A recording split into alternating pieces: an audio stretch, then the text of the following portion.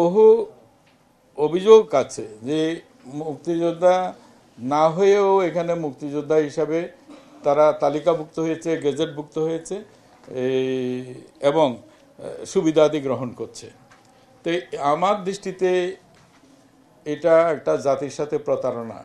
এটা ছোটোখাটো অপরাধ নয়, অনেক বড় অপরাধ।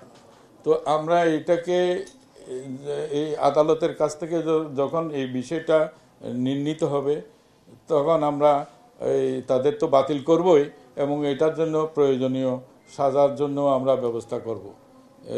এরা যেন শাস্তি ভোগ করে। একইভাবে অন্যান্য যে সমস্ত মুক্তিযোদ্ধার তালিকায় যারা ইতিমধ্যে অমুক্তিযোদ্ধা যারা এখানে তালিকাভুক্ত হয়েছেন, আমরা যাচাই বাছাই প্রক্রিয়াগুলার সুনির্দিষ্ট করতে করলে তখন তাদের ব্যাপারেও একই রকমের ঘটনাগুলো, একই রকমের বিষয় হবে।